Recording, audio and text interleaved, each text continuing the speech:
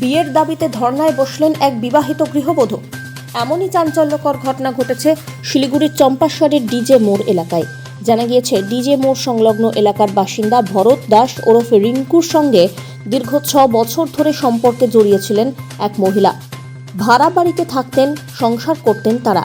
মহিলার দাবি, 2017 সালে নাকি তাদের বিয়েও হয়। গত জানুয়ারি মাস থেকেই দুজনের মধ্যে সম্পর্কের অবনতি ঘটে। অভিযোগ, সম্পর্কে অবনতির পর রিঙ্কু অভিযোগকারিনীর সঙ্গে সমস্ত রকমের যোগাযোগ বিচ্ছিন্ন করে দেয়। কোনো রকম সুরাহা না পেয়ে এই মাসের 12 তারিখ রিঙ্কু দাসের বিরুদ্ধে প্রধাননগর থানায় লিখিত অভিযোগ দায়ের করেন মহিলা।